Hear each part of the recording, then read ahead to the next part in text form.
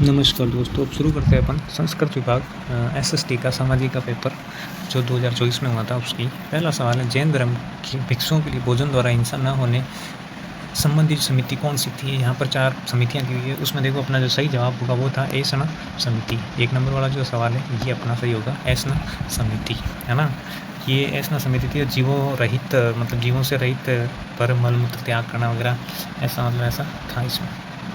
अगला प्रश्न है, किस उपनिषद में जनक की सभा में याज्ञवल्क्य व गार्गी संवाद के बीच विवाद हुआ। ये बहुत ही प्रसिद्ध सवाल है। इसका आंसर होगा 1 नंबर बृहदारण्यक उपनिषद में।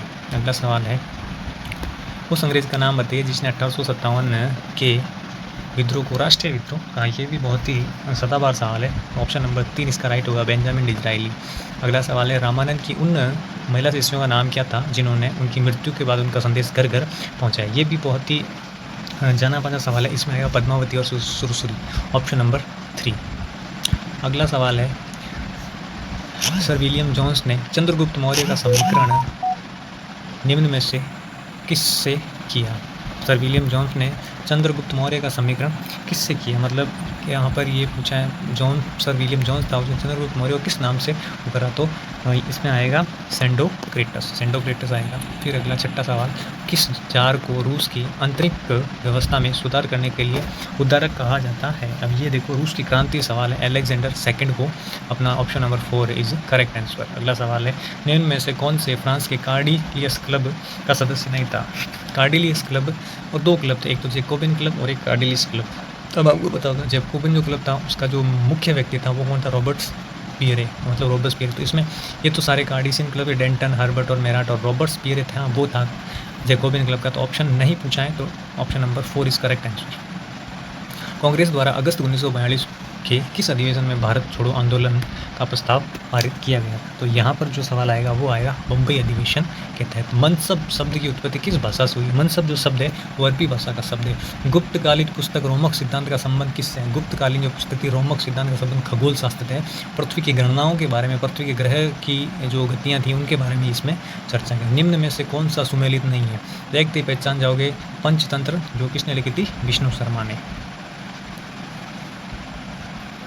ताजमहल के गुंबद का निर्माण किसने किया था। ताजमहल के गुंबद का निर्माण किसने किया था, इस्माइल खान ने। इस्माइल खान था, उसने इसका निर्माण किया था। उस पुरातत्वविद का नाम बताइए जिसने प्रथम बार पूर्व हड़प्पा संस्कृति और नगर हड़प्पा संस्कृति की समानताओं को रेखांकित किया था। तो ये था अमलानंद घोष, एक घोष थे, उन्होंने इसका किया था। अगला सवाल देखिए, निम्न में से कौन बंगाल में क्रांतिकारी संस्था अनुशीलन समिति की स्थापना से संबंधित थे। अनुशीलन की जो समिति थी उसकी स्थापना के संबंध किस किस से था। तो यहाँ पर देखो ऑप्शन अपने दे रखा है। इसमें देखो वीरेंद्र कुमार घोष, भूपेंद्र दत्त, खुदीराम बोस, प्रफुल्ल चाकी। ये सेकंड और फर्स्ट और सेकंड ऑप्शन राइट है अपने। प्रफुल्ल चाकी और खुदीराम बोस ये नहीं होंगे, तो इसमें ऑप्शन केवल 1 और सेकंड, 1 और 2 राइट है। शिवाजी के प्रशासन में लेखाकार को किस नाम से पुकारा जाता था। तो ये नाम पुकारा जाता था मजूमदार के नाम से। अगला सवाल, कनिष्क के शिरोहीन खड़ी मूर्ति जिसके निचले भाग में कनिष्क नाम खुदा हुआ है कहाँ से प्राप्त हुई थी। बहुत ही आसान सवाल है, मथुरा से प्राप्त हुई थी। Option number 3 is the correct answer. अगला देखिए, निम्न में से किसने नमक मार्च की तुलना नेपोलियन के पेरिस मार्च से की थी। तो सुभाष चंद्र बोस थे, इन्होंने क्या की थी, नमक गांधी जी की जो नमक यात्रा थी उसकी तुलना किससे की थी, नेपोलियन के पेरिस मार्च। फ्रांस की क्रांति होती है तो उस समय नेपोलियन है ना फ्रांस की तरफ मोर्चा करता है। अमेरिकन फिलोसॉफिकल सोसाइटी की स्थापना किसने की थी। अमेरिकन फिलोसॉफिकल की स्थापना ये बेंजामिन फ्रैंकलिन ने की थी।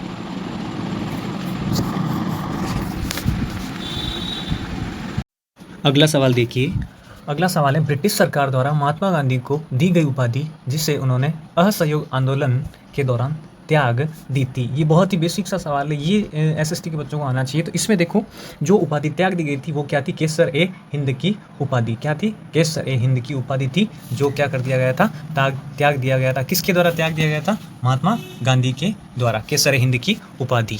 नेक्स्ट आगे देखो, अगला सवाल है, उष्णकटिबंधीय आर्द्र सदाबहार वन भारत में निम्न में से किस भाग में अधिकतर पाए जाते हैं। उष्ण कटिबंधीय आर्द्र सदाबहार वन है उनकी बात करें तो ये जो वन पाए जाते हैं वो पाए जाते हैं ऑप्शन नंबर 2 उत्तरी पूर्वी क्षेत्र में पाए जाते हैं। नेक्स्ट आगे देखिए, अगला सवाल है 21वां सवाल, जनगणना 2011 के अनुसार राजस्थान की निम्नलिखित जिला समूह में से कौन सा सर्वाधिक साक्षरता दर रखता है? बहुत ही अच्छा सवाल है, बहुत ही बेहतरीन सवाल है। साक्षरता दर सबसे ज़्यादा राजस्थान के अंदर। तो अब यहाँ पर देखो अपना जो ऑप्शन है, ऑप्शन नंबर जो 3 नंबर ऑप्शन है, 3 नंबर ऑप्शन कोटा, जयपुर और झुंझुनू। कोटा, जयपुर और झुंझुनू अपना राइट आंसर होगा। आगे चलिए, निम्न में से कौन सी गर्म हवाएं हैं या गर्म हवा है? जो गर्म हवाएं होती है, जो विंड है, हवाओं में से ये सवाल बनकर आया है। तो निम्न में से कौन सी गर्म हवा है? गर्म हवा देखिए, फॉन, मिंस्ट्रल, चिंकू और बोरा। यहाँ पर नीचे ऑप्शन दिए गए, उनमें से सेलेक्ट करना है। तो अपना जो ऑप्शन जो राइट होगा वो राइट होगा ए और C. Option number 2 is correct answer. इसमें जो गर्म हवाएं आएगी वो आएगी, एक तूफान आएगी और एक चिंकू। ये हवाएं गर्म हवाएं होती है। अगला प्रश्न देखिए, बाराकर एक सहायक नदी है। बाराकर एक सहायक नदी है। पहली बार एक अच्छा सा सवाल आरपीएससी ने पूछा है अब तक के इतिहास में। बाराकर एक सहायक नदी है किसकी? सतलज नदी की, यमुना नदी की, महानदी की या दामोदर नदी की। तो यहाँ पर जो राइट आंसर होगा वो होगा 4 नंबर, जो दामोदर नदी है वो। अगला सवाल देखिए, निम्नलिखित में से कौन सा लोहा इस्पात संयंत्र जर्मनी के सहयोग द्वारा स्थापित किया गया है? ऐसा कौन सा जो उद्योग है, लोहा इस्पात उद्योग है, जो जर्मनी के सहयोग से स्थापित किया गया है? तो आपको पता होगा, ये भी काफ़ी बार जो बच्चे तैयारी करते हैं उनको तो पता होना चाहिए। तो ये जो आएगा, इसमें आएगा ऑप्शन नंबर 2। कौन सा आएगा? ऑप्शन नंबर 2, राउरकेला इस्पात संयंत्र। अगला सवाल देखिए, निम्नलिखित तथ्यों के आधार पर राजस्थान की नदी की पहचान कीजिए। कुछ तथ्य दिए हैं, नदी की पहचान करनी है, कौन सी नदी है ये? यह नदी हरिपुरा गांव की पहाड़ियाँ चित्तौड़गढ़ से उद्गमित होती है। मतलब ये जो नदी है ये चित्तौड़गढ़ की, जो हरिपुरा गांव की जो पहाड़ियाँ हैं चित्तौड़ जिले में, वहाँ से निकलती है। यह चंबल नदी के भैंसरोडगढ़ के पास मिल जाती है। अब यहाँ पर देखो ये सवाल है, ये बहुत ही बढ़िया सवाल पूछा है किसी ने। अब देखो इसका क्या जवाब होगा? चांकण, बामनी, गंभीरी या मेज। तो इसका option number 2 is the correct answer. Bamni नदी यहाँ पर राइट होगा। आगे चलिए, सापेक्षिक आर्द्रता को मापने हेतु उपकरण है। सापेक्षिक आर्द्रता किससे मापी जाती है? आपको पता होगा, ये तो बिल्कुल इजी सवाल है। ये अपने हाइग्रोमीटर से मापी जाती है सापेक्षिक आर्द्रता। अगला सवाल, विश्व में सबसे अधिक ऊंचाई के ज्वार आते हैं। देखो ये विश्व में सर्वाधिक ऊंचाई के ज्वार, ये पिछली बार रिट मेंस का अध्यापक भर्ती का जो लेवल 2 का पेपर हुआ था एसएसटी में, ये सवाल सेम टू सेम पूछा गया था। तो इसमें ऑप्शन है 3 is the correct answer. Fundy की खाड़ी है, वहाँ से यहाँ पर सबसे ज़्यादा ज्वार आते हैं ऊंचे ऊंचे। आगे देखिए, इसराना पहाड़ियाँ अवस्थित है। इसराना की जो पहाड़ियाँ स्थित है, इजी सवाल है बिल्कुल भी। इसराना की जो पहाड़ियाँ हैं, जालोर और सांचौर का जो क्षेत्र है, जालोर और सांचौर, वहाँ पर इसराना की पहाड़ियाँ स्थित है। आगे देखिए, क्रस्ट व सब स्टेटम को पृथ्वी की 2 प्रमुख परतें किसने माना? ये 2 परतें, क्रस्ट और सब स्टेटम। अब इसको किसने पृथ्वी की 2 पर माना था? तो होम्स महोदय थे। ठीक, इन्होंने, होम्स ने माना था पृथ्वी की 2 परत होती है। निम्नलिखित में से कौन सी ठंडी जलधारा है? देखो धाराओं से 2 सवाल बन चुके हैं आपके। पहले भी आया था गर्म जलधारा का और यहाँ पर आ गया ठंडी जलधारा का। तो ठंडी जलधारा कौन सी है? इसमें से एक का चयन करना है। तो जो ठंडी जलधारा है वो अपने कैलिफोर्निया की जो जलधारा है वो ठंडी जलधारा है। बाकी फ्लोरिडा, गिनी और कुरेशियो ये सारी क्या है? गर्म जलधारा है। आगे देखिए, नुब्रा घाटी स्थित है। नुब्रा घाटी कहाँ पर स्थित है? कौन सी श्रेणी में स्थित है नुब्रा घाटी? तो नुब्रा घाटी काराकोरम जो श्रेणी है, हिमालय की काराकोरम श्रेणी है, वहाँ पर स्थित है। अगला सवाल देखिए, इंस्ट्रूमेंटेशन लिमिटेड कहाँ स्थित है? इंस्ट्रूमेंटेशन कहाँ स्थित है? तो यहाँ पर जो भी पार्ट्स वगैरह जो बनते हैं ना, वो यहाँ पर कोटा के अंदर स्थित है। आगे देखिए, अगला सवाल, निम्नलिखित में से कौन सी 5 डिग्री 10 सेंटीग्रेड उत्तरी अक्षांश से 7 डिग्री 50 सेंटीग्रेड उत्तरी अक्षांश के बीच किसी एक मध्य रेखा के साथ अनुमानित रैखिक दूरी है? दोनों का कितनी दूरी है? आपको पता, अगर अक्षांश और देशांतर का अपन जो पढ़ते हैं ना टॉपिक, तो उसमें एक अक्षांश रेखा और दूसरी अक्षांश रेखा के मध्य जो अंतर पाया जाता है उसका जो विवरण है। तो इसमें जो अपना ऑप्शन जो करेक्ट होगा वो 296 किलोमीटर। ओके, चलते हैं। देखो अगला, ग्रीष्म ऋतु में कर्नाटक में होने वाली चक्रवर्ती वर्षा क्या कहलाती है? चक्रवर्ती वर्षा क्या कहलाती है? बहुत ही इजी सवाल है। चेरी ब्लॉसम कहलाती है। क्या कहलाती है? Cherry blossom. आगे देखिए, गढ़ कोठरी तथा मंगरोब जो खनन क्षेत्र हैं वो किससे संबंधित है? ये गढ़ कोठरी और मंगरेब जो खनन क्षेत्र ये किससे संबंधित है? तो ये इसका अपना जो ऑप्शन होगा ये होगा किससे? फायर क्ले से। किससे संबंधित है? फायर क्ले से। अगला सवाल देखिए, पृथ्वी का औसत एल्बिडो है। ये सवाल कई बार पूछा गया, ये पिछली बार रिट में भी आया था, रिट में भी पूछा गया था सवाल है। तो पृथ्वी का औसत एल्बिडो कितना होगा? 35%। कितना है? 35%। आगे देखिए, साम्य स्थापना प्रमाण जिस सिद्धांत से संबंधित है वह है। अब कौन सा साम्य स्थापना का सिद्धांत है? तो यहाँ पर option number 3 is the correct answer. महाद्वीपीय विस्थापन जो सिद्धांत है वैगनर का, वो साम्य स्थापना का प्रमाण सिद्धांत देता है। अगला, निम्नलिखित में से कौन सी एक सिल्ड ज्वालामुखी का उदाहरण है? सिल्ड ज्वालामुखी हवाई द्वीप समूह। Option number 3 is the correct answer. आगे देखिए, अब यहाँ पर कुछ इकोनॉमिक्स के सवाल आ गए हैं। किसके सवाल आ गए हैं? इकोनॉमिक्स के। इकोनॉमिक्स सभी बच्चों के लिए थोड़ी सी डिफिकल्ट होती है, तो आगे देखिए इकोनॉमिक्स का जो सवाल है थोड़ा सा बड़ा सा सवाल है, इसको अच्छे तरीके से समझते हैं। ये देखिए अगला जो सवाल है, निम्न में से कौन सा कथन कीन्स के उपभोग फलन के बारे में सही है? कीन्स महोदय थे, उन्होंने उपभोग फलन के बारे में कौन सी बात सत्य कही थी? नीचे दिए गए कूट का उपयोग करते हुए सही उत्तर का चयन करना है। नीचे दिए हुए कुछ सही आंसर दिए हुए हैं, इनका देखना है ये कौन सा सही है और कौन सा गलत। मौद्रिक उपभोग मौद्रिक आय का स्थिर फलन है, ठीक है। दूसरा है उपभोग की सीमांत प्रवृत्ति MPC धनात्मक तथा 1 से कम होती है। दीर्घकालीन MPC अल्पकालीन MPC से अधिक होती है। आय बढ़ने पर APC घटती है तथा MPC APC से कम होती है। तो यहाँ पर option number 2 is the correct answer. Option number क्या होगा? 2। दूसरा नंबर जो ऑप्शन है 2nd, 3rd और 4th, 2nd, 3rd और 4th, ये 2nd, ये 3rd और ये 4th, ये ऑप्शन राइट होंगे। आगे देखिए, मांग की आड़ी लोच के संबंध में निम्न कथनों पर विचार कीजिए। मांग की आड़ी लोच के संबंध में कुछ कथनों पर विचार करना है। यदि x और y स्थानापन्न है तो E x y ऋणात्मक होगी। स्थानापन्न वस्तुएं कौन सी होती है?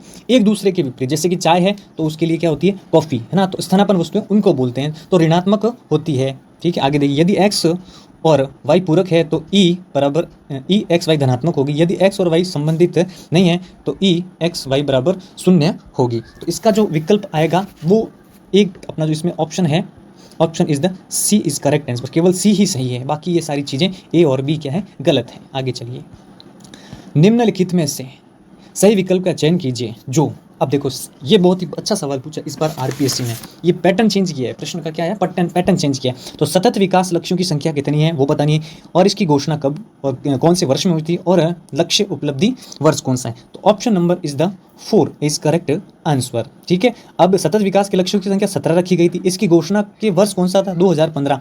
और जो ये 17 लक्ष्य दिए गए हैं वो कब तक प्राप्त करने हैं? 2030 तक प्राप्त करने हैं।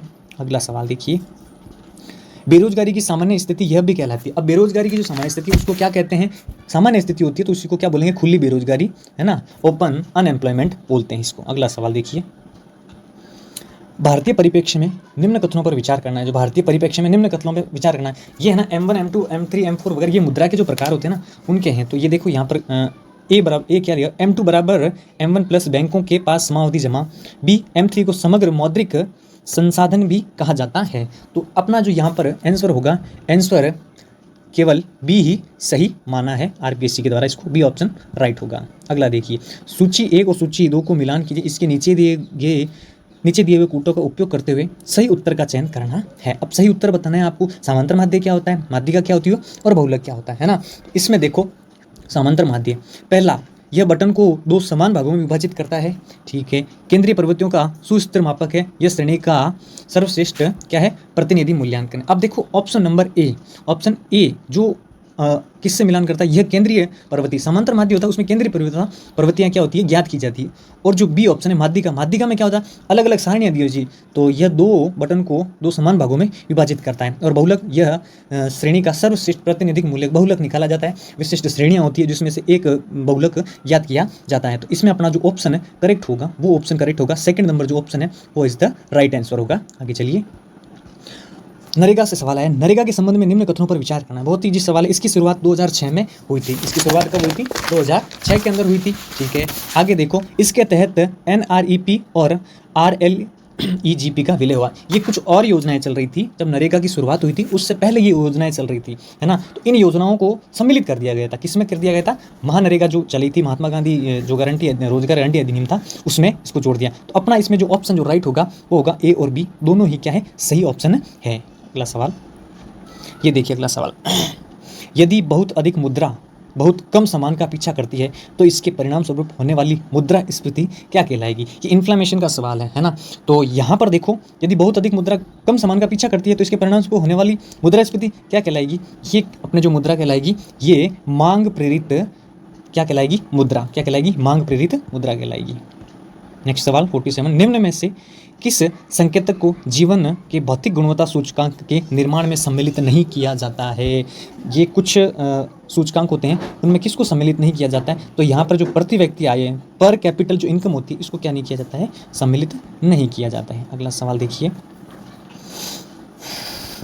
माध्य का 280 और माध्य 310 वाले मध्यम असीमित बटन में बहुलक का मान ज्ञात कीजिए। इसमें देखो बहुलक वाला है, वो जो सूत्र लगता है F1 minus F0 2F minus F1 minus F0 into H का एक सूत्र लगता है। तो ये सारा क्या फॉर्मूला बेस्ड क्वेश्चन हो गया, और फॉर्मूला बेस्ड क्वेश्चन है तो इसको सॉल्व करना पड़ता है। तो इसमें अपना जो आंसर होगा वो क्या होगा?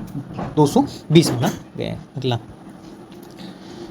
मान लीजिए कि बैंकों की प्राथमिक जमाएं राशि 1000 रुपये है और केंद्रीय बैंक का नकद आरक्षित अनुपात 10% है, वैधानिक तरलता का अनुपात 25% है और बैंकों के पास जमा राशि का अप्रयुक्त अनुपात 5% है। तो कुल जमाएं क्या होगी? इस सवाल को देखने से पहले आप एक बार ना इस जो इंग्लिश में जो दिया हुआ होता है ना, उसको आप अच्छी तरीके से देखो एक बार। किसमें? अंग्रेजी में। अंग्रेजी के अंदर दिया हुआ होता है, उसको एक बार अपन अच्छे से पढ़कर इसको क्या कर सकते हैं? सॉल्व कर सकते हैं। यहाँ से इसको एक बार अच्छे से ढंग से पढ़कर, इसमें क्या होता है कि इंग्लिश में पता चल जाता है कि इसमें ऐड होगा, मतलब सब्ट्रैक्शन होगा, ये सारी चीज़ें पता चल जाती है। तो इसका जो ऑप्शन, जो करेक्ट ऑप्शन होगा, वो करेक्ट ऑप्शन है निकाला गया है। इसमें 25,000 रुपये क्या आएगा?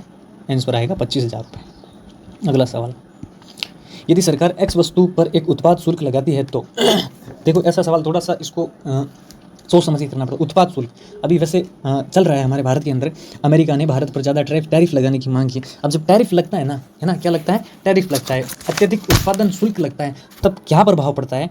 तो यहाँ पर option number 3 is the correct answer होगा। वस्तु X का पूर्ति वक्र बाईं तरफ विवर्तित हो जाएगा। टैरिफ लगेगा तो जाहिर सी बात है कि कीमतों में क्या होती है? वृद्धि होती है। जब अत्यधिक शुल्क लगता है, विदेश से आने वाली चीज़ों पर अत्यधिक शुल्क लगेगा, टैक्स लगेगा, तो वो चीज़ें हमेशा क्या होगी? महंगी होती जाएगी। अगला सवाल देखिए, खर्च योग्य आय के लिए निम्न में से कौन सा कथन सत्य है? खर्च योग्य आय में से निम्न में से कौन सा कथन सत्य है? तो अपना जो ऑप्शन है, करेक्ट ऑप्शन होगा, वो होगा थर्ड नंबर जो ऑप्शन है वो अपना सही होगा। खर्च योग्य आय व्यक्तिगत आय और प्रत्यक्ष करों के बीच का अंतर। अगला प्रश्न देखिए, निम्नलिखित में से किस परिस्थिति में सरकार के बजट का प्राथमिक घाटा शून्य होता है? निम्न में से किस परिस्थिति में सरकार के बजट घाटा शून्य होगा? अब ऐसी कौन सी स्थिति होगी जब बजट घाटा शून्य होगा? अपना ऑप्शन नंबर राइट होगा 4, जब राजकोषीय घाटा ब्याज भुगतान के बराबर हो, है ना? Option number 4।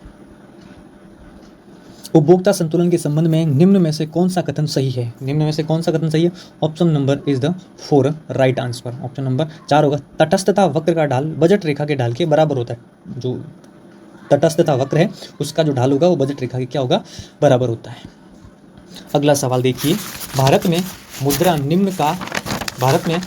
मुद्रा पूर्ति का निम्न में से कौन सा माप सर्वाधिक तरल है? तो जो सर्वाधिक तरल जो माप होता है वो कौन सी मुद्रा होती है?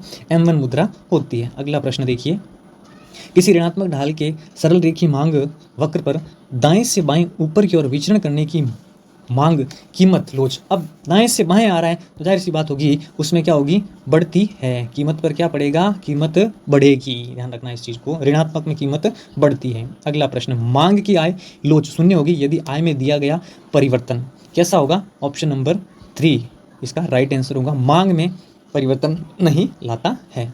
अगला सवाल, निम्न कथनों पर विचार करना है। क्या कहता है? ए ऑप्शन क्या कह रहा है? मांग में परिवर्तन का अर्थ किसी वस्तु की कीमत में परिवर्तन के परिणाम स्वरूप दिए गए मांग वक्र पर विचरण से है। एकदम से सही बात है, ये भी सही बात है।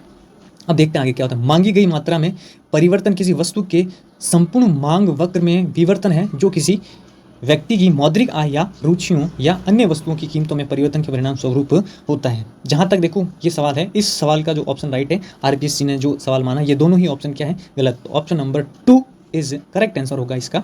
अगला सवाल देखिए, ये देखो अब पॉलिटी के कुछ सवाल शुरू होते हैं। प्रक्रियात्मक न्याय के बारे में कथनों पर विचार करना। प्रक्रियात्मक न्याय है ना, प्रक्रियात्मक न्याय क्या है? तो प्रक्रियात्मक न्याय की धारणा समाजवाद के दर्शन के अनुरूप है। ठीक है, चलो आगे देखते हैं। यह बाजार अर्थव्यवस्था के नियमों को मानव व्यवहार के आदर्श नियमों के रूप में मानता है। ये एकदम सही बात है। ऑप्शन नंबर सिर्फ इसका सेकंड ही राइट होगा। ऑप्शन नंबर जो 1 है वो गलत है, तो इसमें ऑप्शन नंबर सेकंड राइट है। इसका कथन 2 नंबर जो कथन है वो सत्य है। ये वाला जो कथन है ये क्या है? एकदम राइट है, क्यों प्रतिक्रियात्मक न्याय में तो अर्थव्यवस्था की बात की जाती है, उस न्याय के अंदर व्यक्तियों को बाजारी व्यवस्था के नियम बताए जाते हैं ना, और वो नियम मानव के लिए क्या बन जाते हैं, आदर्श रूप से बन जाते हैं। 59, निम्न में से कौन कैपिटलिज्म व फ्रीडम पुस्तक के लेखक हैं? तो कैपिटलिज्म और फ्रीडम मैन जो है वो मिल्टन फ्रीडम, क्या इसका आंसर होगा? मिल्टन फ्रीडमैन इसका राइट आंसर होगा।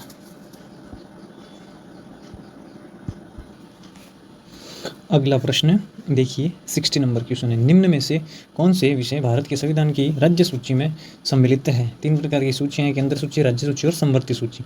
तो इसमें कौन कौन से हैं जो राज्य सूची में सम्मिलित हैं? तो अपना जो देखो, बीमा, प्रति व्यक्ति कर, मत्स्यिकी और आर्थिक और सामाजिक योजनाएं। तो इसमें अपना जो राइट आंसर होगा वो होगा ऑप्शन नंबर 4। सेकेंड और थर्ड जो है ना, इसमें सेकेंड और थर्ड, प्रति व्यक्ति कर और मत्स्यिकी, ये इसका राइट जवाब। अगला देखिए, भारत श्रीलंका मुक्त व्यापार समझौता निम्न में से किस वर्ष लागू हुआ था? तो भारत और श्रीलंका के बीच में जो समझौता लागू हुआ था वो हुआ था सन 2000 के अंतर्गत। अगला सवाल देखिए, आमंड और पावेल के अनुसार निम्नलिखित में से कौन से राजनीतिक व्यवस्था के निर्गत हैं? तो विनियामक निर्गत, संचयी निर्गत, वितरणी निर्गत या प्रतीकात्मक निर्गत। तो अपना यहाँ पर जो राइट आंसर होगा वो होगा ए, फर्स्ट, थर्ड और फोर्थ। जो सेकंड है वो इसमें सम्मिलित नहीं होगा। अगला प्रश्न देखिए, भारत के संविधान के भाग 5 अध्याय 1 के अनुसार संघ की कार्यपालिका में निम्न में से कौन सम्मिलित नहीं है? केंद्र की जो कार्यपालिका है उसमें कौन सम्मिलित नहीं है? तो राष्ट्रपति होता है, महान्यायवादी होता है, मंत्रिपरिषद होता है, लेकिन ये नहीं होता है नियंत्रक और महालेखा परीक्षक CAG, जो जिसको कैग बोलते हैं, वो इसमें सम्मिलित नहीं होता है। अगला प्रश्न देखिए, निम्नलिखित में से भारत के संविधान में किस संशोधन के द्वारा अनुच्छेद 352(1) में आंतरिक अशांति शब्द हटाया गया था? है ना, ये आपातकाल के अनुच्छेद है 352, 356 और 360। तो इसमें आंतरिक अशांति जो शब्द है ये हटाया गया था। अब ये आंतरिक अशांति शब्द कौन से 44वें संविधान संशोधन के तहत हटाया गया था? उस समय इंदिरा गांधी की सरकार थी, उस काल के दौरान इसको हटाया गया था। अगला प्रश्न देखिए, राजनीतिक सिद्धांत विचार से संबंधित निम्नलिखित में से कौन सा कथन सही नहीं है? ये देखिए, शास्त्रीय राजनीतिक विचार अच्छे समुदाय, नागरिकता के दायित्व जैसे प्रश्न से संबंधित है, ये सही है। समकालीन राजनीतिक सिद्धांत 1970 के दशक में राजनीति में फाउंडेशन लिस्ट मोड से प्रभावित हुआ। अगला देखिए, आधुनिक काल तक राजनीतिक सिद्धांत एक पाठ्य टेक्सुअल परंपरा रही है। फोर्थ ऑप्शन है, मध्यकालीन राजनीतिक विचार बौद्धिक जीवन में ईसाई धर्मशास्त्र के प्रभुत्व से आच्छादित थे। तो ऑप्शन नंबर अपना जो सेकंड है, इसका ऑप्शन नंबर सेकंड है, वो इसका क्या होगा? राइट आंसर होगा, ये सम्मिलित नहीं था। आगे देखिए अगला प्रश्न, निम्नलिखित में से निम्नांकित में से किस वर्ष में कोसोवो में संयुक्त राष्ट्र अंतरिम प्रशासन मिशन की स्थापना की गई थी? तो इसका जो ऑप्शन राइट होगा वो होगा 1999। अगला प्रश्न देखिए, निम्नलिखित विद्वानों में से किसने स्वतंत्रता और समानता को पूरक सिद्धांत माना है? ऐसा कौन से विचारक थे जिसने स्वतंत्रता और समानता को क्या मानते थे? पूरक मानते थे। R.H. Tony, F.A. हेयक, C.B. Macpherson और A.D. टागविले। तो इसका जो ऑप्शन करेक्ट होगा वो option number A is the right answer. और फर्स्ट और थर्ड, R.H. टॉनी और C.B. मैकफर्सन इसको क्या मानते थे? स्वतंत्रता और समानता को पूरक मानते थे कि स्वतंत्रता के बिना समानता की कल्पना की नहीं जा सकती और समानता के बिना स्वतंत्रता का कोई औचित्य नहीं रहता है, ऐसा इन विचारकों ने कहा था। अगला प्रश्न देखिए, संयुक्त राष्ट्र की सुरक्षा परिषद से संबंधित निम्न कथनों पर विचार करना है। जो UNO है उसकी जो सिक्योरिटी काउंसिल है उससे संबंधित एक प्रश्न है। देखिए, प्रक्रिया संबंधित मामलों पर सुरक्षा परिषद के निर्णय 9 सदस्यों के सकारात्मक मत के लिए जाएंगे, जिससे सुरक्षा परिषद के 5 स्थायी सदस्यों के सहमति मत भी सम्मिलित होंगे। पहला ये है। दूसरा है, अन्य सभी मामलों पर सुरक्षा परिषद के निर्णय 9 सदस्यों के सकारात्मक मत से लिए जाएंगे। ये देखो यहाँ पर ये सवाल थोड़ा सा कॉम्प्लिकेटेड सवाल है, इसमें कथन 1 और कथन 2 दोनों ही क्या है? सही नहीं है। आगे देखिए, निम्न में से किस वर्ष में संयुक्त राष्ट्र ने मिलेनियम डेवलपमेंट गोल्स अपनाया था?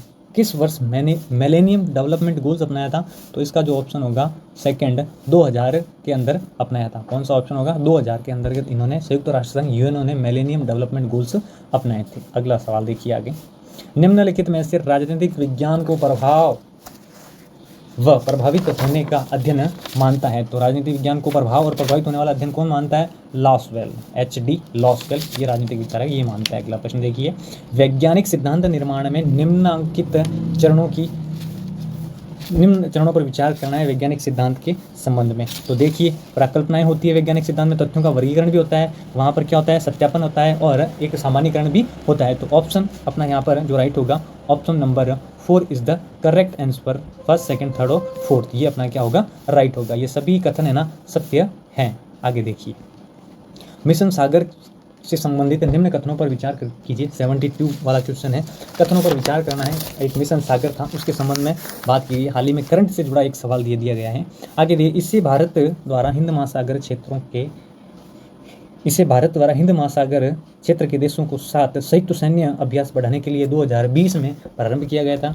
यह भारत के दृष्टिकोण क्षेत्र में सभी के लिए सुरक्षा और विकास के अनुरूप है। तो यहाँ पर देखिए कौन सा ऑप्शन राइट होगा? Option number 3 is the correct answer. केवल इसमें कौन सा सही है? केवल बी ही इसके अंदर क्या है? सही है। Option B is the right answer. आगे देखिए, अगला प्रश्न देखिए, 73 प्रश्न क्या है? सूची 1 और सूची 2 को मिलान करना है। अधिनियम और संशोधन, अधिनियम और संविधान में जो संशोधन किए उन दोनों को क्या करना है? मिलान करना है। कौन सा संविधान किस से संबंधित है?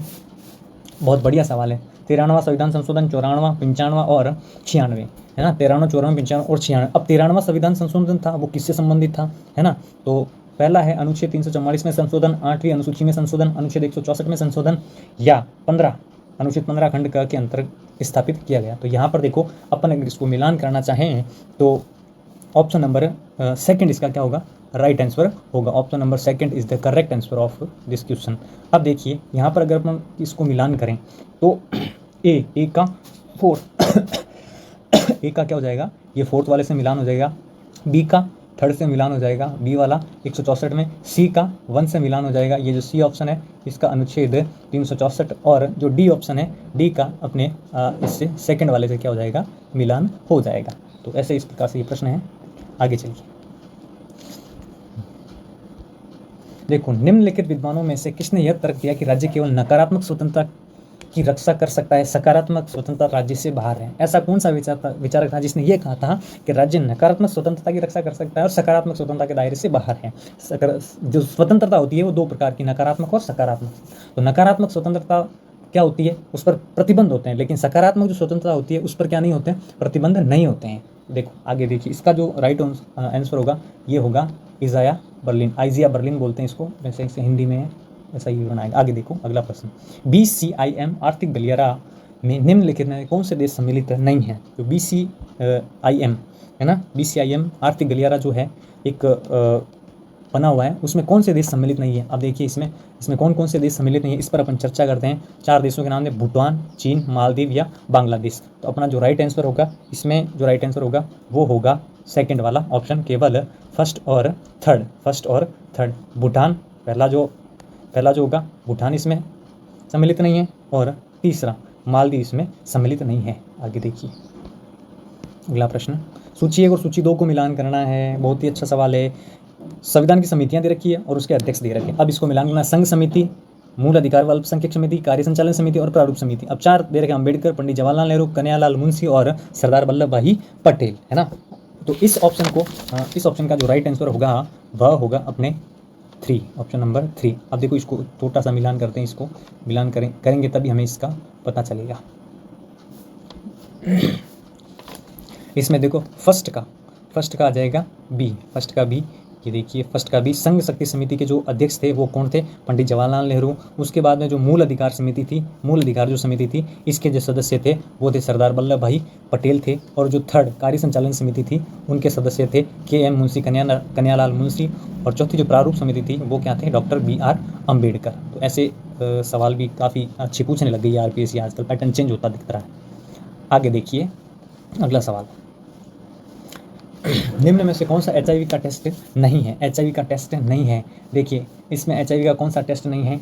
ये देखिए, विडॉल टेस्ट। जो विडॉल टेस्ट किया जाता है वो विडॉल जो टेस्ट किया जाता है वो मलेरिया के लिए किया जाता है। किसके लिए किया जाता है? मलेरिया के लिए किया जाता है। तो निम्न में से कौन सा नहीं है? तो ये विडॉल टेस्ट HIV का टेस्ट नहीं है। आगे देखिए, संरचनात्मक दृष्टि से संरचनात्मक दृष्टि से किसने जातीय को वंशानुगत रूप से विशिष्ट और पदानुक्रम रूप से व्यवस्थित समूह के रूप में समझाया है, जबकि एक प्रणाली के रूप में उन्होंने इनकी 3 विशेषताओं का उल्लेख किया: पदानुक्रम, वंशानुगत और विशेषज्ञता की ओर प्रतिकर्षण। ये अपने जो सवाल आया है वो संरचनात्मक, ये समाजशास्त्र का सवाल है ना, तो काफ़ी अच्छा सवाल है।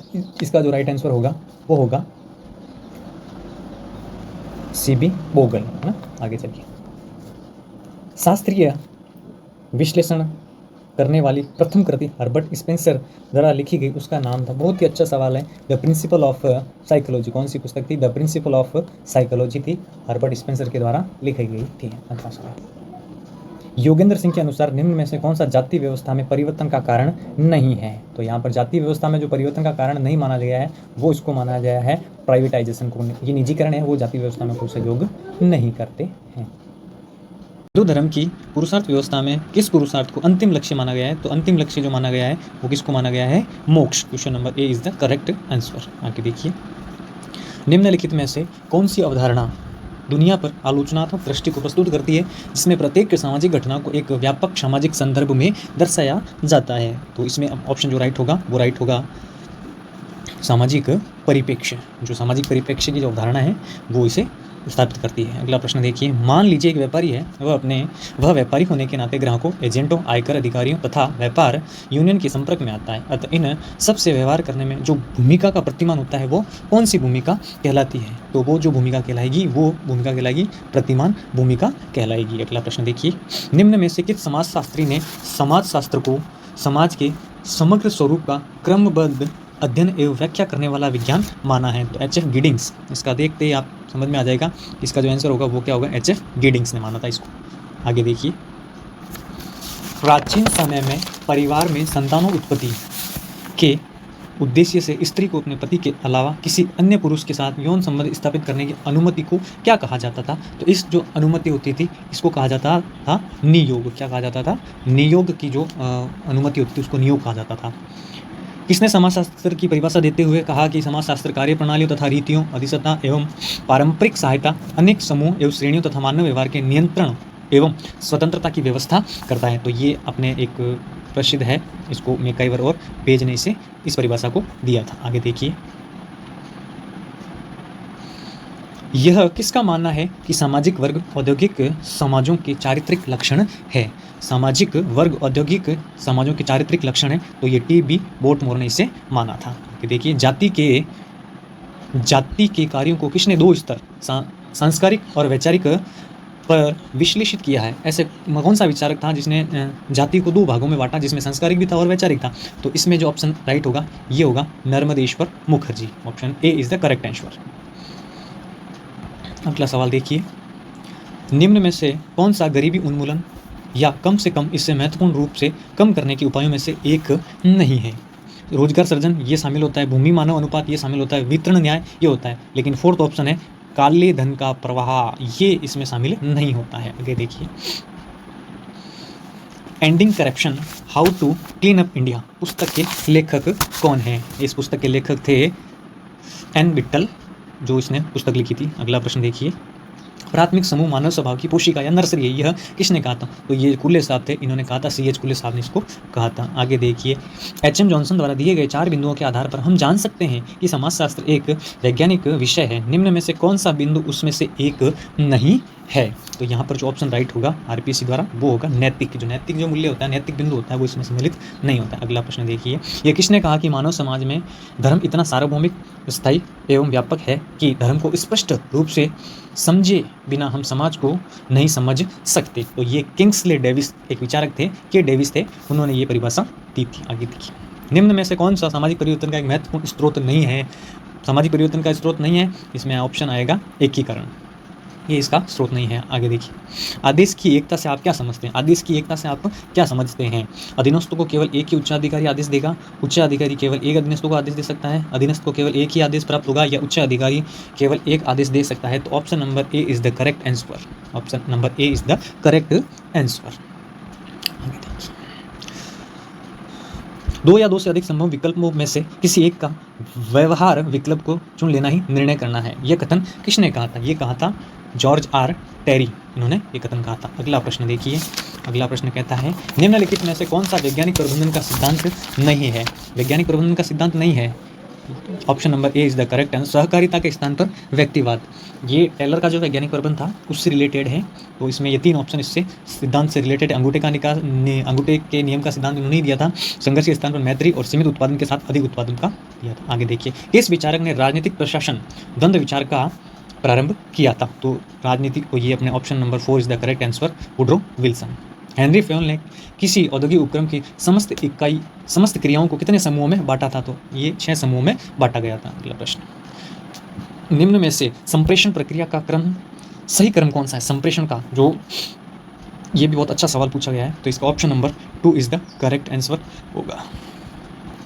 भारत के प्रथम प्रशासनिक सुधार आयोग ने कितने प्रतिवेदन पेश किए थे। तो भारत के जो प्रथम प्रशासनिक आयोग था उसने 20 प्रतिवेदन पेश किए थे, उनके अलग अलग स्तर पर सुधार किए जाए प्रशासन के अंतर्गत। निम्न में से कौन उदासीनता के क्षेत्र से संबंधित है। उदासीनता के क्षेत्र से संबंधित है तो चेस्टर बर्नार्ड साहब है, वो उदासीनता के क्षेत्र से संबंधित है। अगला प्रश्न, निम्न में से कौन सा मानवीय संबंध उपागम का मुख्य प्रस्ताव नहीं है। अब इसमें से 3 है और एक नहीं है, तो कर्मचारियों का निजी हित ये इसमें सम्मिलित नहीं है। अगला प्रश्न, कौन भारत के प्रथम प्रशासनिक सुधार आयोग के सदस्य नहीं थे। तो बहुत ही बढ़िया, वी रामचंद्रन प्रथम प्रशासनिक सुधार के आयोग के सदस्य नहीं रहे थे। अगला सवाल, सूचना का अधिकार अधिनियम 2005 के प्रावधान के अंतर्गत निम्न में से किससे भारत का प्रथम सूचना आयुक्त नियुक्त किया गया था। तो यहाँ पर वजाहत हबीबुल्लाह ये थे, उनको प्रथम प्रशासनिक सूचना आयुक्त नियुक्त किया गया था, जो आरटीई की धारा 2005 के अनुसार। तीसरा मोनोब्रू कॉन्फ्रेंस सन 2008 में आयोजित हुआ, जिसका थीम था भविष्य का लोक प्रशासन, भविष्य का लोक प्रबंधन एवं भविष्य में लोक सेवाएं रखा गया। इस सम्मेलन की अध्यक्षता किसने की थी। तो एमपी फॉलेट, क्या नाम था इनका, इसमें एमपी फॉलेट नहीं है, इसमें रोज मेरी ओ लेरी, इन्होंने यह की अध्यक्षता की थी। अगला सवाल, संगठन के मानव व्यवहार दृष्टिकोण का अग्रदूत किसे कहा जाता है। तो यहाँ पर संगठन के मानव व्यवहार दृष्टिकोण का अग्रदूत कहा जाता है M P Follett, Mary Parker Follett को कहा जाता है। अगला सवाल, लोकपाल व लोकायुक्त अधिनियम 2013 के संदर्भ में कौन सा कथन सही नहीं है। पहला, पूर्व प्रधानमंत्री इसके क्षेत्राधिकार में है, ये सही है। ये 6 महीने में जांच संपन्न करता है, ये भी सत्य है। इसमें 1 चेयरमैन और 8 सदस्य होंगे, ये भी सही है। ऑप्शन नंबर 4, इसमें 5 क्या होते हैं, न्यायिक सदस्य होंगे, ये अपने इसमें नहीं है। अगला सवाल देखिए, अगला सवाल क्या, द्वितीय प्रशासनिक सुधार आयोग ने कौन से प्रतिवेदन का नाम शासन में नैतिकता रखा था। तो चौथे प्रतिवेदन option number 3 is the correct answer. आगे देखिए, लोकायुक्त एवं लोकायुक्त अधिनियम 2013 के प्रावधान के अंतर्गत लोकपाल की नियुक्ति हेतु चयन समिति में कितने सदस्य होने चाहिए। तो इसका option number 2 is the correct answer. Option number 2, 1 अध्यक्ष और 4 सदस्य होने चाहिए। अगला सवाल देखिए, लोक प्रशासन की प्रकृति के संदर्भ में निम्नांकित दृष्टिकोण में से फिफ्नर, FM मार्क्स एवं LD वाइट द्वारा किस दृष्टिकोण का समर्थन किया गया था। तो इन्होंने एकीकृत और प्रबंधकीय दृष्टिकोण होते थे, तो यहाँ पर देखो ये एकीकृत जो दृष्टिकोण है, इन्होंने इसका क्या किया था, समर्थन किया था। Public administration in A time of turbulence पुस्तक किसकी है। ये डेविड वाल्डो की ये पुस्तक है। अगला सवाल, मिल के उपयोगिता JS मिल था, जिसने उपयोगितावादी सिद्धांत दिया था, के संदर्भ में कौन सा कथन असत्य है। अब देखो यहाँ पर थोड़ा सा है, पहला प्रश्न, सुख ही मनुष्य की समझ मूल प्रयोजन, ये सत्य है। गुणों, सुख में परिणामात्मक भेद के साथ साथ गुणात्मक भेद भी होता है, ये सही है। सुख में केवल परिणामात्मक भेद होता है, सुख का शुभत्व उससे उत्पन्न सुख से निर्धारित। तो option number 3 is the correct answer. इसमें परिणात्मक नहीं होता है, मात्रात्मक और गुणात्मक दोनों ही होता है। आगे देखिए, अगला प्रश्न, सैक्रेटिक पद्धति को द्वंद्वात्मक क्यों कहा जाता है। अब यहाँ पर यह क्यों, ऑप्शन नंबर ए, यह प्रश्न और उत्तर की पद्धति होती है सैक्रेटिक पद्धति। आदर्श मूलक उपयोगिता की सही व्याख्या है। आदर्श मूलक उपयोगिता, जो मिल का जो उपयोगितावादी सिद्धांत था उसमें आदर्श मूलक थी, तो उसमें अधिकतम लोगों को अधिकतम सुख की बात कही गई थी उसके अंतर्गत। आगे देखिए, गांधी के नीति शास्त्र में अहिंसा, सत्य और ईश्वर के संदर्भ में साध्य और साधन के संबंध को बताने वाला निम्न में से कौन सा सही विकल्प है। तो option number 2 is the right विकल्प। Option number 2 is the right विकल्प। अब 2 में देखो, ये यहाँ पर ये वाला, ये अहिंसा साधन है, सत्य साध्य है और ईश्वर क्या है, साध्य है। मोक्ष प्राप्ति के लिए समस्त सांसारिक सुखों का त्याग करके कठोर तपस्या तथा वैराग्य अपने जीवन का उपदेश जिस दर्शन में दिया गया था वो जैन दर्शन था, है ना। वैराग्य की भावना और कठोर तपस्या और सांसारिक सुखों का त्याग करना जैन धर्म में कहा गया है। जैन धर्म के अनुसार मिथ्योपदेश किस गुण या व्रत का उल्लंघन है? तो मिथ्योपदेश ये सत्य, option number 2 is the correct answer, सत्य का उल्लंघन होता है। अगला सवाल देखिए, निर्गुण ब्रह्म के संदर्भ में नेति नेति का प्रयोग किया गया है। निर्गुण ब्रह्म के संदर्भ में नेति नेति का प्रयोग किया गया है, जो दर्शाता है, क्या दर्शाता है? Option number A is the correct answer, A B और डी, ए बी और डी, ए बी और डी करेक्ट होंगे इसमें। अगला प्रश्न देखिए, कला के चिंतन से प्रेरित शांत मनोस्थिति सबसे अच्छा दृष्टांत है। अब इसमें देखो आनंदमय कोश है ना, ये यहाँ पर ये जो ऑप्शन दिया हुआ है, इस ऑप्शन का ये आत्माओं की कुछ मनोस्थितियाँ दी थी, 5 प्रकार की थी मनोस्थितियाँ, जिसमें आनंदमय कोश में क्या होता है, व्यक्ति को अपनी जो मनोस्थिति उसको शांत स्वभाव से दर्शाया गया है। बौद्धिक नीति शास्त्र के अनुसार सम्यक व्यायाम का, बौद्धिक नीति शास्त्र के अनुसार सम्यक व्यायाम का क्या तात्पर्य है? Option number 2 is the correct answer, शुभ की उत्पत्ति और अशुभ के निरोध हेतु प्रयत्न। अगला प्रश्न, ऋग्वेद में नासदीय सूक्त में कौन सी धारणा अभिव्यक्त हुई है? ऋग्वेद में ये ऑप्शन बहुत ही अच्छा है, एकत्ववाद की जो धारणा है वो इसमें शामिल हुई है, उसकी अभिव्यक्ति करता है ना। अब यहाँ पर जो सर्वेश्वरवाद होता है, ये सर्वेश्वरवाद इसमें पुरुष सूक्त से लिया गया है। ये किससे लिया गया है? पुरुष सूक्त से इसको लिया गया है। किससे लिया गया है? पुरुष सूक्त से लिया गया है। तो अपना जो ऑप्शन राइट होगा वो 3 नंबर राइट होगा। अगला देखिए, निष्काम कर्म के अभ्यास का मुख्य परिणाम क्या रहता है? जो निष्काम कर्म करते हैं, गीता के चैप्टर से आया हुआ है, गीता का जो टॉपिक है अपने दर्शन शास्त्र में, गीता में निष्काम कर्म के अभ्यास का मुख्य परिणाम क्या है? समत्व भाव आ जाता है, उसके अंदर क्या आ जाता है? समत्व भाव की भावना उत्पन्न हो जाती है। गीता में निष्काम कर्म का तात्पर्य कौन सा वेदांग नहीं है? कौन सा वेदांग नहीं है? छंद, शिक्षा और कल्प, अपना ये जो मैथमेटिक्स है, गणित ये वेदांग नहीं है। अगला प्रश्न देखिए, अगला प्रश्न कहता है, वेदों के बारे में निम्न में से कौन सा कथन असत्य है? असत्य कथन ढूंढना है। Option number 2 is the correct answer होगा, ये नहीं है। देखो इसमें पहला ऑप्शन है, ऋग्वेद सर्वाधिक प्राचीन है, ये बात सही है। यजुर्वेद में कर्म कांडों से संबंधित चर्चा हो रही और वेदों को अपुरुष भी कहा गया है, तो option number 2 is the correct answer. आगे देखिए, कांट के अनुसार नैतिकता की आवश्यक मान्यताओं में निम्न में से कौन सी मान्यता सम्मिलित नहीं है? तो कांट ने कर्म की समानता, कर्म करने की जो क्षमता है उस पर क्या है, उसने उस पर बल नहीं दिया था, लेकिन आत्मा की अमरता, ईश्वर के अस्तित्व और संकल्प की स्वतंत्रता, ये इन्होंने दिया था। आत्मा, ईश्वर और जगत का सुनिश्चित और निर्विवाद ज्ञान प्राप्त करने के लिए डेकार्टे की दार्शनिक विधि कौन सी है? तो डेकार्टे की जो दार्शनिक विधि है वो संशयात्मक जो विधि थी उसको कहा गया था। कौन सी विधि है? संशयात्मक विधि। अगला प्रश्न, दंड का कौन सा सिद्धांत आत्मनियंत्रण की अवधारणा पर आधारित है? दंड का कौन सा सिद्धांत आत्मनियंत्रण की धारणा पर शामिल? अच्छे प्रश्न बनाती है आरपीएससी, ये दंड वाला जो टॉपिक होता है ना, इससे अच्छे प्रश्न आरपीएससी बनाती है। तो इस टॉपिक को एक बार अच्छे से देख लेना। दंड के 3-4 प्रकार के सिद्धांत होते हैं, उसमें से फिक्स एक सवाल तो आना ही है। अगला प्रश्न, उपनिषदों के अनुसार जीवात्मा में निम्न की 4 अवस्थाएं हैं। आत्मा की जो 4 अवस्थाएं बताई गई है, ये बहुत ही अच्छा प्रश्न है। जो पहली अवस्था थी वो जागृत अवस्था थी, दूसरी स्वप्न, तीसरी सुषुप्त और चौथी तुरीय अवस्था होती है।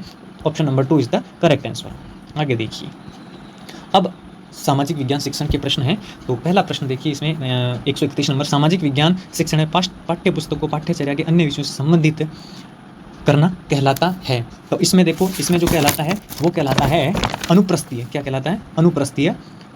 अनुप्रस्थीय सहसंबंध कहलाता है। अगला प्रश्न देखिए, मानचित्र में किसी देश को चित्रित एवं अंकित करना निम्नलिखित में से किस उद्देश्य से संबंधित है? तो अपने को अगर मानचित्र को देखकर उसमें चित्र अंकित करना हमारा उद्देश्य है, अपने कौशल विकास को क्या करना है? बढ़ावा देना होता है। अगला प्रश्न, एक सामाजिक विज्ञान शिक्षक के लिए सर्वाधिक आवश्यक और विशिष्ट गुण क्या होना चाहिए? मतलब उसे विषयों का अद्यतन ज्ञान होना चाहिए। जो सामाजिक विज्ञान का जो शिक्षक होता है उसे सभी विषयों का ज्ञान होना चाहिए, है ना, तभी वो एक अच्छा शिक्षक कहलाता है। आगे देखिए, हर्बट की जो पाठ योजना में पंचपति उपागम में निम्न में से कौन सा कर्म सही है? तो अपना जो कर्म है option number A is the correct answer, है ना, ऑप्शन नंबर ए।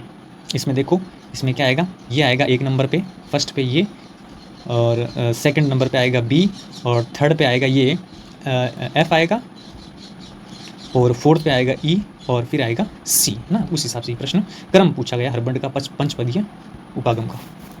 निबंधात्मक प्रश्नों के संबंध में निम्न में से क्या सही है ना। तो निबंधात्मक प्रश्नों के में देखो, विचारों के व्यक्ति के अनुसार होता ही है ये तो, है ना। मूल्यांकन की वस्तुनिष्ठता इसमें असंभव होती है। मूल्यांकन लेखन कौशल का मूल्यांकन होता है। आलोचनात्मक चिंतन तो अपन निबंधात्मक प्रश्न में तो भर भर के आलोचनात्मक क्या करते हैं, सिद्धांत आलोचनात्मक वर्णन करते हैं। तो option number A is the correct answer. 36 में देखिए, औपचारिक एवं अनौपचारिक समूह वर्ग योजना सामाजिक विज्ञान की किस शिक्षण विधि के रूप में काम में ली जाती है? तो यहाँ पर औपचारिक और अनौपचारिक अपने जो सामाजिक अभिव्यक्ति है उसको काम में लिया जाता है। Option number second is the correct answer. सामाजिक विज्ञान शिक्षण में जो ग्लोब केवल सतह क्षेत्रवार रूपरेखा के साथ उपयोग में लाए जाते हैं वे क्या कहलाते हैं? वे कहलाते हैं स्लेट, क्या कहलाते हैं? स्लेट ग्लोब कहलाते हैं। Option number 4 is the correct answer. निम्नलिखित में से कौन से एक अच्छे परीक्षण की तकनीकी विशेषता नहीं है? अब देखो अच्छा सवाल है, कौन सी एक अच्छे परीक्षण की तकनीकी विशेषता नहीं है? टेक्निकली तो विषय जो निष्ठता होती है ना वो शामिल नहीं होती है। ऑप्शन नंबर 139 में निम्नलिखित में से कौन सा कथन सामाजिक विज्ञान शिक्षण में सहसंबंध के महत्व को इंगित नहीं करता है? तो यही बात है। ऑप्शन नंबर ए ज्ञान के पृथक्करण का बोध कराता है। ये पृथक्करण का बोध नहीं कराता है, ये हमें विभिन्न विषयों के साथ में जोड़ता है। सामाजिक विज्ञान एक ऐसा विषय है जो प्रत्येक विषय को अपने साथ में जोड़ता है। अब इसमें देखो ये है पाठ्य चर्चा के भार को कम करता है, ये भी सही है। तथ्यों को समझना आसान होता है। फिर उसके बाद में देखो ज्ञान का व्यवहारिक अनुप्रयोग प्रदान करता है सामाजिक विज्ञान। अगला प्रश्न देखिए 140 प्रश्नों के प्रकार के संबंध में निम्न में से कौन सा युग्म सही नहीं है? तो option number 4 is the correct answer. 4 is the correct answer होगा इसके अंदर। मिलान और प्रत्यास्मरण ये इसमें सम्मिलित नहीं, लेकिन रिक्त और प्रत्यास्मरण होता है। बहु वैकल्पिक और प्रत्याभिज्ञान होता है। सत्य असत्य और प्रत्याभिज्ञान होता है। अगला प्रश्न देखिए राष्ट्रीय पाठ्य चर्चा रूपरेखा 2005 के अनुसार माध्यमिक स्तर पर सामाजिक विज्ञान के अंतर्गत कौन से विषय आते हैं? तो आपको पता होगा हिस्ट्री, ज्योग्राफी, पॉलिटिकल, इकोनॉमिक्स ये तो आते ही हैं। हिस्ट्री, भूगोल, नागरिक शास्त्र, अर्थशास्त्र, मानव विज्ञान ये भी आते हैं। इसमें ये नहीं आते। आगे देखिए हिस्ट्री, भूगोल, समाजशास्त्र, राजनीति विज्ञान, अर्थशास्त्र ये काफ़ी हद तक सही है। हिस्ट्री, भूगोल, पॉलिटिकल साइंस, साइकोलॉजी, इकोनॉमिक्स ये साइकोलॉजी देखकर यहाँ पर गड़बड़ कर दिया। तो ऑप्शन नंबर अपना जो 3 ऑप्शन नंबर होगा वो क्या होगा? एकदम करेक्ट आंसर होगा। अगला प्रश्न देखिए प्रोजेक्ट विधि किस दार्शनिक विचारधारा पर आधारित है? आपको इजी सवाल है। प्रोजेक्ट विधि है ये परियोजनावाद पर आधारित एक विधि है। अगला प्रश्न देखिए समस्या समाधान विधि के किस चरण में विद्यार्थियों को समस्या के सभी संभावित अनुमानित संसाधनों पर विचार करने के लिए प्रेरित किया जाता है? तो यहाँ पर option number 4 is the correct answer. परिकल्पना का निर्माण। आगे देखिए दृश्य अनुदेशात्मक सहायक सामग्री के अंतर्गत किस प्रकार का मानचित्र सांस्कृतिक मानचित्रों में सम्मिलित नहीं किया जाता है? तो ये अपना ऑप्शन नंबर 4 भूगर्भिक जो मानचित्र होते हैं वो इसको सम्मिलित नहीं किया जाता है। निम्न में से कौन सा सामाजिक विज्ञान की इकाई योजना का एक घटक नहीं है? तो यहाँ पर option number 4 is the correct answer. प्रस्तावना का निर्माण करना ये इसमें सम्मिलित नहीं है, लेकिन अनुदेशात्मक उद्देश्य का निर्धारण किया जाता है। उप इकाइयों का विभाजन सामाजिक विज्ञान में इकाई को तो अलग अलग भागों में बांटा गया है और शिक्षण सामग्रियों संबंधित निर्णय भी लिया जाता है। Option number 4 is the correct answer. अगला प्रश्न ब्लूम टैक्सोनॉमी के अनुसार निम्नलिखित में से कौन से प्रकार के प्रश्न संज्ञानात्मक क्षेत्र के अवबोध उद्देश्य की प्राप्ति के मूल्यांकन हेतु उपयुक्त नहीं है? तो प्रत्यभिज्ञान प्रश्न होते हैं ये इसके मूल्यांकन के लिए उपयुक्त नहीं होते। Option number 2 is the correct answer. अगला प्रश्न देखिए एडगर डेल के अनुसार निम्न में से कौन सा अप्रत्यक्ष अमूर्त अनुभवों का उच्चतम स्तर है? तो यहाँ पर जो शाब्दिक संकेत होते हैं ना, जो शब्दों के आधार पर उनको समझा जाता है वो एक अमूर्त अनुभवों का क्या होता है? उच्च स्तर होता है। Option number 2 is the correct answer. अगला देखिए इकाई सूचना और अनुभव का एक संगठित निकाय है जिसमें शिक्षार्थी के लिए महत्वपूर्ण परिणामों को प्राप्त करने के लिए अभिकल्पित किया गया है। यह परिभाषा किसने दी थी? तो वेस्ले महोदय थे, इन्होंने ये परिभाषा दी थी, डॉक्टर वेस्ले ने। अगला प्रश्न सामाजिक विज्ञान एक ऐसा विषय है जो संबंधित है मानव से, मानव अन्य मानवों के साथ उनके संबंधों से है, मानव और पर्यावरण से। तो तीनों ही ऑप्शन इसमें क्या होंगे? करेक्ट होंगे। Option 3 is the correct answer. आगे देखिए निम्नलिखित में से कौन सा सामाजिक विज्ञान की पाठ्य चर्चा का एक सिद्धांत नहीं है? तो यहाँ पर देखो अनुभव मिलता है, समानता इक्वलिटी नहीं होती भाई, इसमें क्या नहीं होती? इक्वलिटी, समानता नहीं होती, क्योंकि सामाजिक विज्ञान की पाठ्य चर्चा में हम हर प्रत्येक क्षेत्र के विषय को पढ़ते हैं ना, भूगोल पढ़ते हैं, राजनीति पढ़ते हैं, इतिहास पढ़ते हैं, है ना, अर्थशास्त्र पढ़ते हैं, समाजशास्त्र पढ़ते हैं, दर्शन शास्त्र पढ़ते हैं। तो इसमें समानता नहीं होती, गतिविधियाँ होती है, समुदाय से संबंधता होती है, अनुभवों की संपूर्णता, गतिविधियाँ और समुदाय की संबंधता ये होती है। तो आज हमने सामाजिक विज्ञान जो संस्कृत विभाग का जो पेपर था इसको किया और ये संपूर्ण जो प्रश्न है इनको ऑफिशियल आंसर के साथ मिलान करके आपको सॉल्व करवाया गया है। ऐसे ही अगर आपको और सारे खूब सारे जो अब तक के जो सामाजिक विज्ञान के पेपर हुए हैं वो आपको करवाए जाएंगे। कैसा रेस्पॉन्स रहता है आप जरूर इसको शेयर करें। धन्यवाद, थैंक यू वेरी मच।